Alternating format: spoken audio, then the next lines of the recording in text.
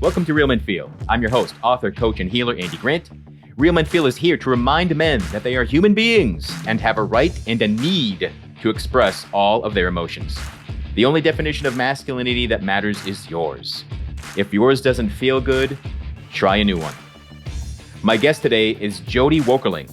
Jodi is a coach, trainer, and author who focuses on resiliency. She finds that resiliency is a key feature of every enduringly successful individual and every organizational culture that is productive and collaborative over the long term. We start off talking about what resilience even means, and Jodi was not a fan of the dictionary definitions that I found. Jodi shares the 3 levels of stress and how denying our emotions shows up there. We discuss how saying "suck it up" is not helping anyone to be resilient. And Jodi teaches a number of simple techniques that can bring you back to a state of peace. Let's do it.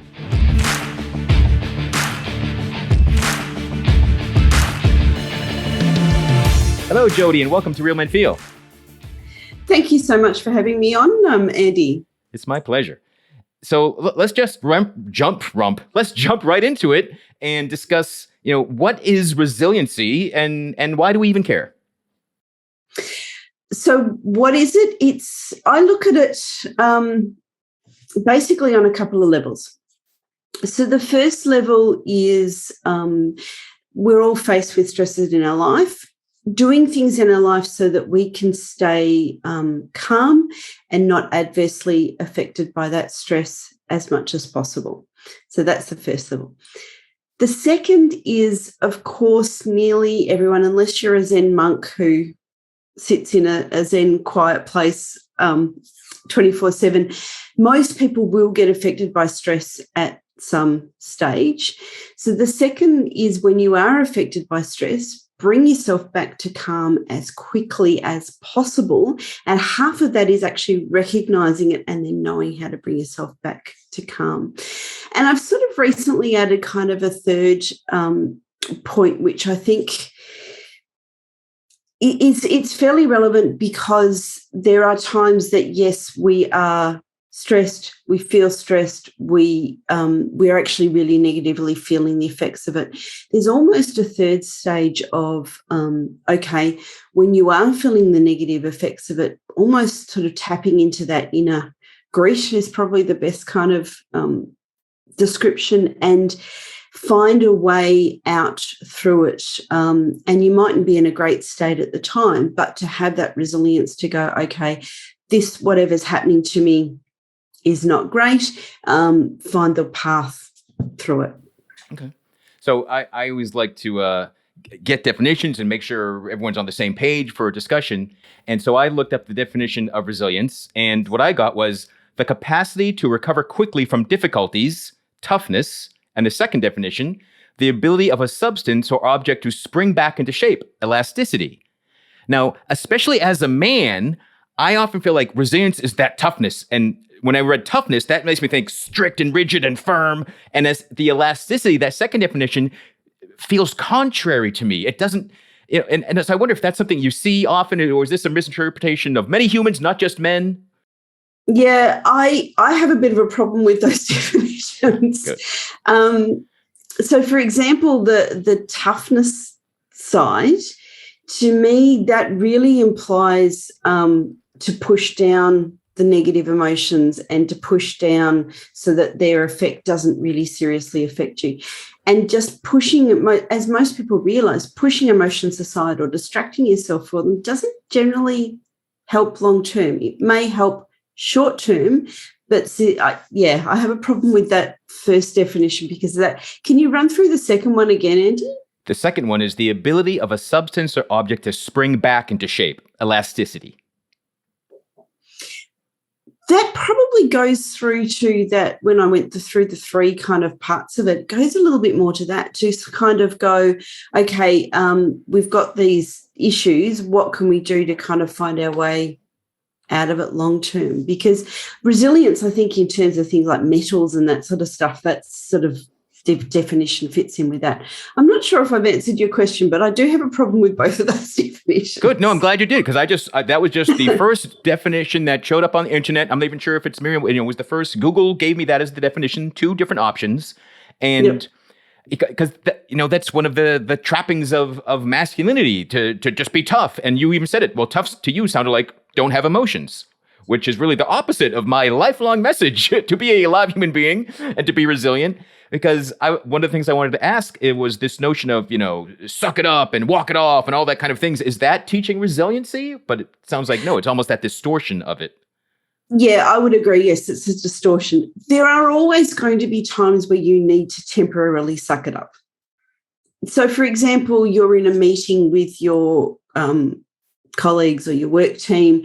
Somebody says something that sort of triggers something in you. It's generally, in a lot of those circumstances, not a great thing to react at the time, whether that's anger or whatever.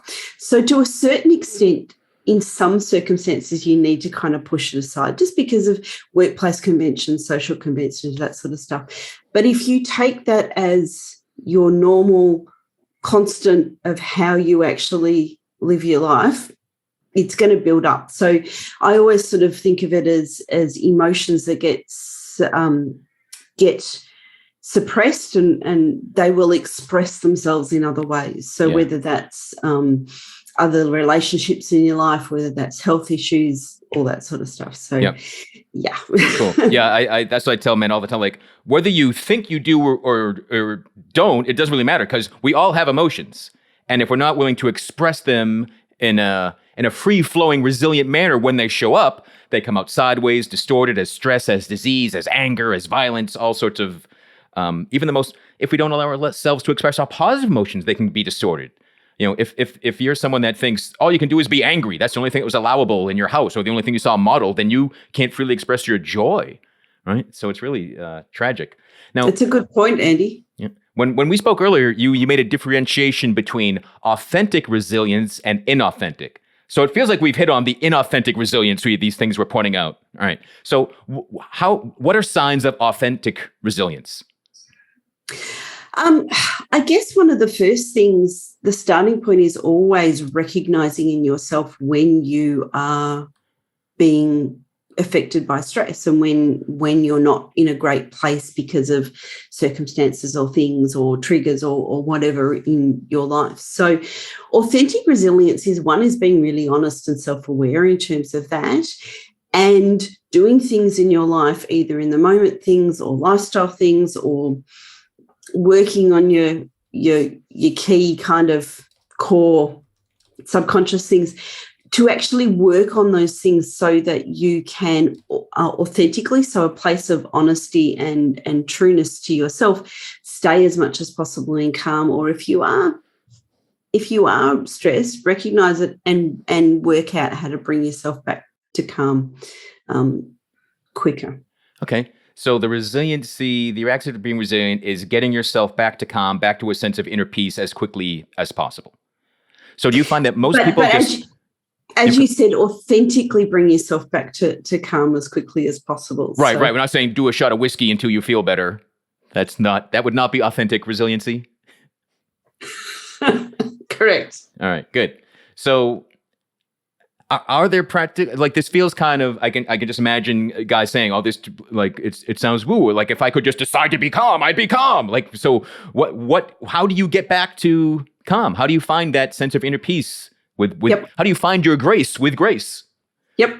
So I always find that I work with people on 3 levels with this. And for people who stress is a major issue in their life, I need to work on those 3 levels to really get a result. So the first level is the quickest and easiest one for people to learn and for people to teach, and it's quite fun for people to learn. So the first level is when you are stressed or when you're having an emotional fight or flight reaction to something, things change physiologically. So and quite often we're not even aware of it. So when those physiological changes happen, your body is reacting out of that fight or flight survival mode of, if you go back to caveman times, we're in a life and death situation. What does my body need to do to be able to get me out of that, give me the best chance of getting out of that life or death situation? So things like your blood flow goes to your extremities, so to your hands and feet. Digestion slows down or stops. Your immune function slows down. There's a whole range of things that happen. So you go into that automatic fight or flight. So the first level is when you are actually stressed, recognizing it in yourself, and then there are techniques to almost negate or work against that physiological response. So one of the most common ones that people know are things like deep belly breathing. So one of the things that physiological happens when we're stressed is our breathing gets more rapid and shallow. So deep belly breathing means you're breathing from the bottom of your lungs. It's called belly breathing because your belly goes in and out if you're doing it right. And it's very, very slow breathing. So that is telling your body, I'm not in life or death. So it's okay to go back to a calmer state. Right. So with awareness, you consciously decide, wait, I'm in charge, body. Let's slow it all down. Absolutely. Okay. 100%. It's a good way of putting it. So there's a range of these tips and techniques, and it's worth realizing that not one technique works for everybody. So the reason why I mentioned the belly breathing, it probably works for more people than any of the others. But if you find for some people belly breathing doesn't work for whatever reasons, so then you try one of the others. So there's simple things like, one of my favorite ones to teach people is when you're stressed, your mouth dries up. And most people can relate to this if they've had to do public speaking and they're really kind of on edge stress. They'll find that their mouth dries up and they need to drink water. So just doing something as simple as stopping yourself swallowing your saliva, let it build up. I know it sounds gross. Let it build up, swirl it around in your mouth, and then once you've swirled it around, sort of swallow it and maybe repeat if needed. What that does is telling your body, I'm not in life or death because my mouth hasn't dried up. It's okay to calm down. And that's a great one to do when you're surrounded by other people, because unless you have to speak, no one's going to know that you're doing it. Cool. All right. And so what let's see. So really awareness, take control, take some steps to change your physiology. Yep. And so what's the second level? Okay. So the second level is things that you can do in your life basically to mean that you stay more in a state of calm more often. So they are lifestyle things and quite often mindset things of how you live your life. So in terms of lifestyle, the three basics are sleep, diet, and exercise. Getting those, people really underestimate the effects of those on our ability to deal with the stresses in our life, because we're all going to have stresses. So sleep is probably the best example for most people to really kind of comprehend. Most people find that when they're stressed, their sleep quality or quantity goes down. They find themselves things like hard to go to sleep, or they'll wake up multiple times, that sort of stuff. And the converse is true, that if your sleep hasn't been great, you're generally adversely affected by stresses in your life because you haven't got that rest. So you're more likely to have an emotional reaction. So the reason why I talk about sleep as a good example is most people can really relate to that. So there's all sorts of things you can do to help yourself in terms of the quality and quantity of sleep that you get. But gosh, there's so many. I mean, as I said, sleep, diet, and exercise, but things like connections, things like finding ways to, I'll put in quotation marks, negative emotions, but to me, no emotions negative, but find things like anger, find ways that you can process it and move through it rather than suppress it, so that it doesn't kind of almost get blocked in you and it doesn't become an underlying I don't know, bubbling away under the surface the whole time until sometime you have an angry outburst at someone you don't want to, or that sort of stuff. So there's all sorts of lifestyle things and, as I said, mindset things that you can do to really help yourself stay in a really healthy, physically and mentally healthy space to be able to cope with what life throws at you. So it's kind of probably all the things people have heard many times, but maybe we don't give them all the attention and see the potency that they actually do have. Yep, and that is something like drinking more water and, getting more sleep, or if you feel stressed and you have no time for anything and you make the time to exercise, you might feel less stressed throughout the rest of the day and discover you did have time. Yeah. Yep. And you make a really good point there. Most people know about, but most people don't do them. Yeah. So the trick is to make them just part of habits and the part of the way that you really live your everyday life. Yeah. So you mentioned exercise, things like find some sort of exercise that you love doing. So maybe you love playing basketball. So make it a habit by signing up with a local team to play basketball a couple of times a week, or whatever kind of applies to you. So you're absolutely right. Most people know that stuff, that level 2 stuff, to varying degrees. When you first phrased, you said people know about those things, and that's the differentiator, right? When you know about something, it's just in your head. When you really know it, you're doing it, you're living it. That's what, judge by the fruits of our knowingness, not just, I think I know about that, but until we have the experience, make it part of our daily existence, that's what shows what we know, I find. Cool. Absolutely. And habits are often the key to that. Make it a habit so that it just becomes automatically part of the way you live your life. Right. So when you work on level 2, taking control of your life, setting things up to be more peaceful all the time, you're not always living in that just I'm constantly stressed, I'm deep belly breathing like every 5 minutes. You're like I said, it's levels. So you're taking you're going outside of that immediate moment of crisis to kind of laying the stage for a more resilient day-to-day experience. Yep, absolutely. Right. So that when those stresses happen, you're not going to react as much. Cool. All right. And so and then the third level? The third level, as a coach, when I work with people one-on-one, this is, to me, probably the most life-changing and most interesting, rewarding, and it's just an enormously powerful kind of way to work with people. So most people have subconscious things that have happened. So this could be values, decisions, automatic behaviours, all sorts of things that they are generally not aware of. And it's actually been thought that 95% of our behaviour is from the subconscious mind. So a really good everyday kind of example of that is you think of when you drive a car. If you've been driving a car for sort of 10 plus years, you don't have to think, okay, so now while I'm stopping, I need to put my foot on the brake pedal. And as I'm turning the corner, I need to turn my... You don't think that stuff. It's subconscious automatic behaviour. That's what they mean by 95% of behaviour is subconscious.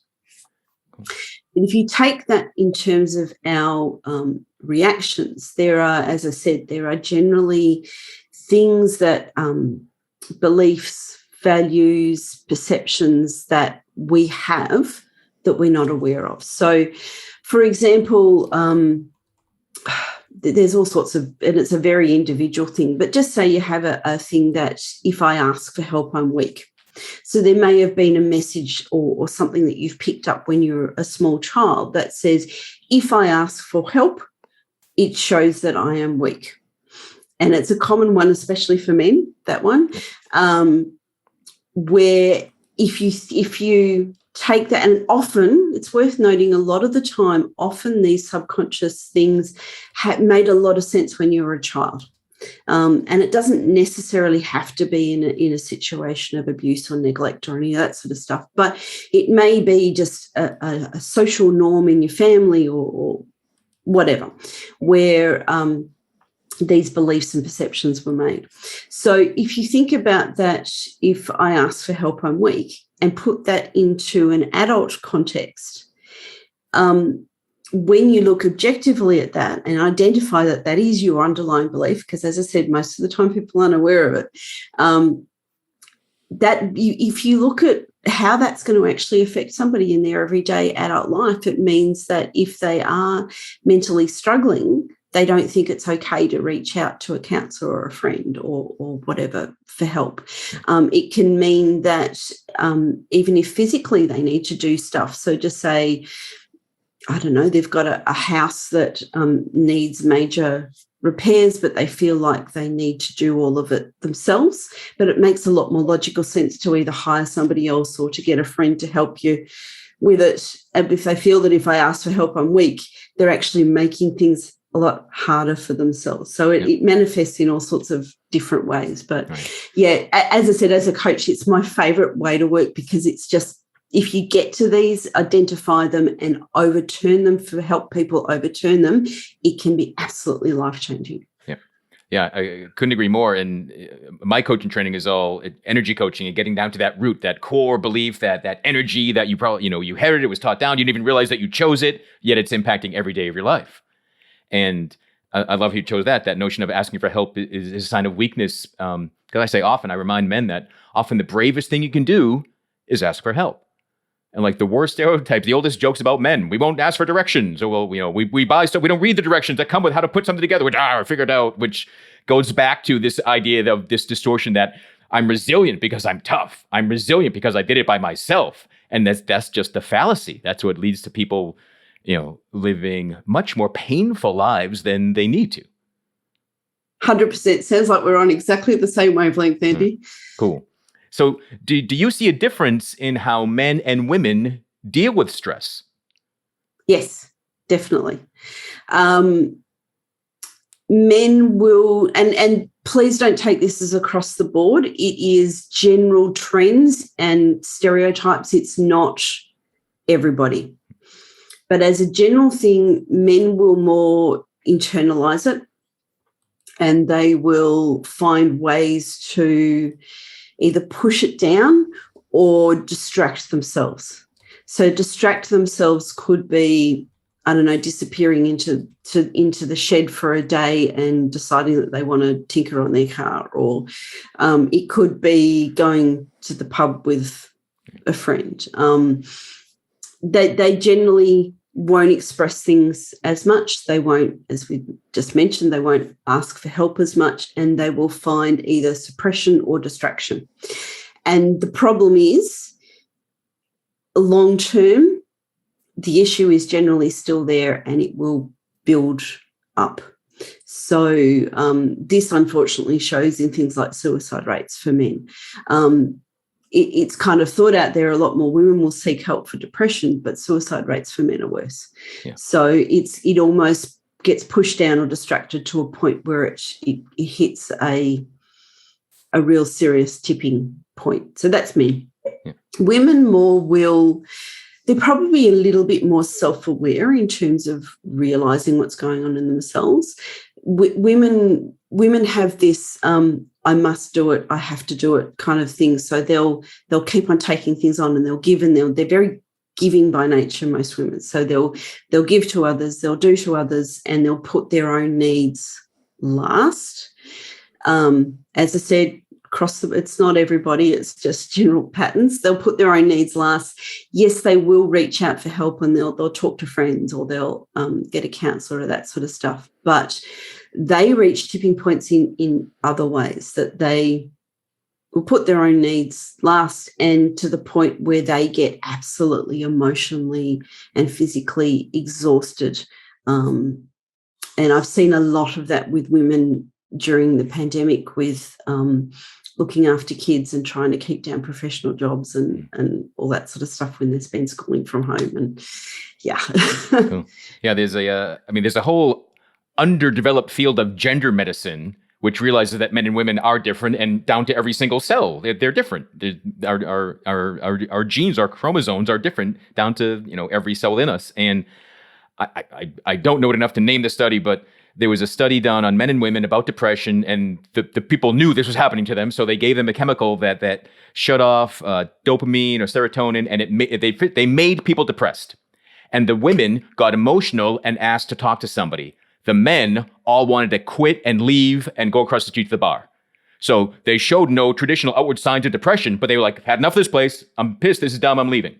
And while the women show traditional signs of depression. So there's a difference. And, there can be stereotypes that try to be applied to everybody. And the stereotypes are rooted in truth, but they're not rooted in the truth of every single person. So it is amazing. I hope there's more attention paid to that. But yeah, how we deal with people, it's different. Every human being can get depressed, but how they show it, how they hide it, how they deal with it can be very, very different.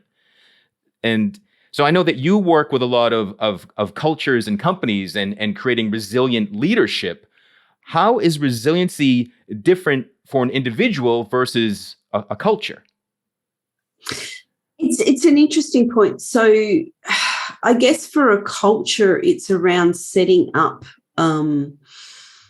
parameters, processes, systems, norms, leadership forms where there is stresses are reduced as much as possible. So systems are a good example of how to do that. They're reduced as much as possible, but also there's a culture of when stresses do occur. So just say, for example, there's some sort of market force change where something's changed and it's put a lot of pressure on the company or whatever, that there's a culture within it of supporting and helping and collaborating and encouraging each other. So from a cultural perspective, it's leadership and it's norms and systems and stuff within the company that, help people. So reduce the stress as much as possible, but also have ways that when the stresses do occur, there are mechanisms in there so that it's not as seriously affected by the individuals within the organization. Okay, so the organization has things in place to help each individual be more resilient, as opposed to we have a corporate policy of resiliency. It's not like something like that. Yeah. So it's a good point. So there can be one-on-one individual sides to it, but also as a general culture and processes and norm side as well. Yeah. Cool. Oh, and right. So a culture of openness and encourage people to ask for help or to say, hey, I'm really stressed. I could use some help on this project instead of, burying themselves into it more and becoming miserable and probably doing a bad job if they're miserable as well. Yeah. Yeah, so if people don't feel safe to ask for help or to express new ideas, the natural human reaction is you almost silo and go inward and do this survival, well, I'm just here to do my job and I'm not going to step out of my comfort zone. So, set up that almost that safe environment for people. Yeah, I never thought of it. I've heard of making a safe place to ask for help, but not even thinking that you need a safe place to suggest new ideas, to innovate also needs that. Right, you need permission to be wrong if you want to set something forward that could be a great idea. Absolutely. Cool. So is resiliency, is this ability to come back to peace, come back to calm, is this an innate skill that some people are better at and some people aren't, or is it something that everybody needs to learn? It's a really interesting question. I think people have it to varying degrees. If we think of that level 3 again of the subconscious stuff, some people are triggered more by stresses than others because of some of those underlying subconscious beliefs and perceptions. I don't know. I don't think it's an innate thing. I think it's something that you either learn or circumstances have developed it well or not so well in you. So I lean more, it's sort of an unknown kind of thing, but I lean more to it's a learnt thing. And sometimes that's learnt by consciously learning it. And sometimes that's learnt by just the default of things that happen in our life. Right. So all of our habits aren't necessarily bad and negative tilted. We could have positive habits that are resiliency that we didn't study a book. We just modeled in a household, or we're taught to children that were taught to meditate from age 6 on or something of how to get that sense of inner grace back. Absolutely. The things like kids meditate from their 6 is a really good example because that's showing in a lot of cultures in the world and a lot of programs that different cultures are developing within schools. So when you're working with a culture, with a company, with a leadership group, is it the same sort of tools of self-care that are how to make resilience practical?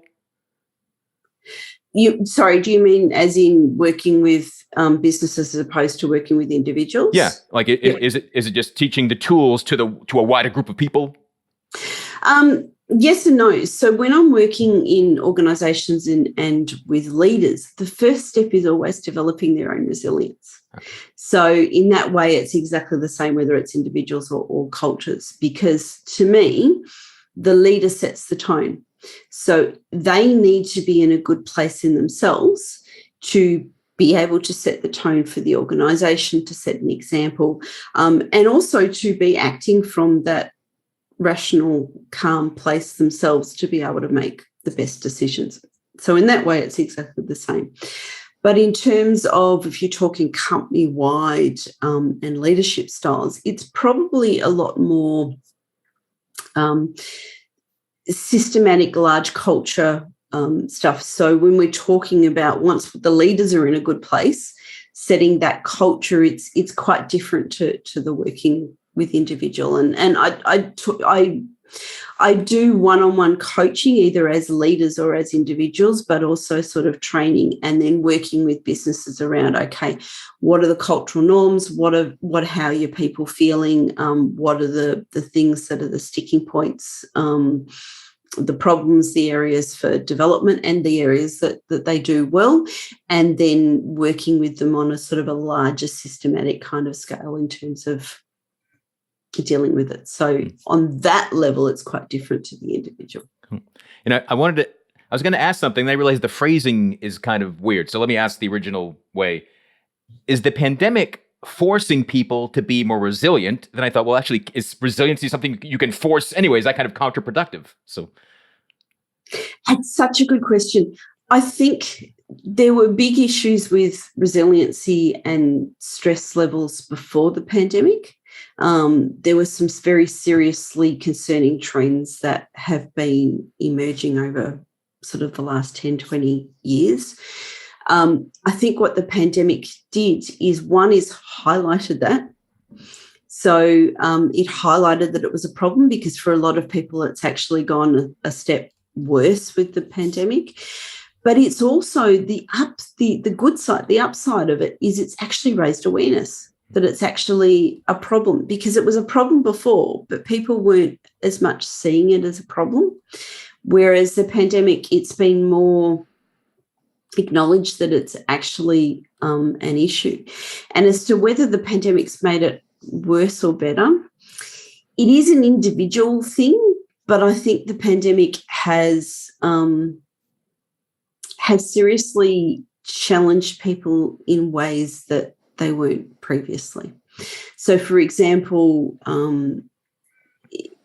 Tony, you may be familiar with Tony Robbins' 6 core human needs. So 2 of those needs are certainty, so knowing where you stand and what's going on. There's been a lack of certainty through the pandemic because people didn't know about their health, about their employment, that sort of stuff. But the converse side of that is there is a second human need of variety. So that's also been affected in the pandemic. So people, the word, this feels like Groundhog Day, I've heard so many times when people have been basically working from home. So whether it's a work day, a not work day, a lunchtime or whatever, it just seems to be day in, day out. Yeah. The same. So, and there's other core human needs. And I think a lot of the core human needs have been really tested during the pandemic. So to that extent, yes, it has made it worse for a lot of people. For some people, it's actually made it better. But I think they're probably more the exception than the norm. Yeah. In my own experience, the first year of this pandemic, like, I already work from home. I'm on Zoom all the time. There's not much change for me.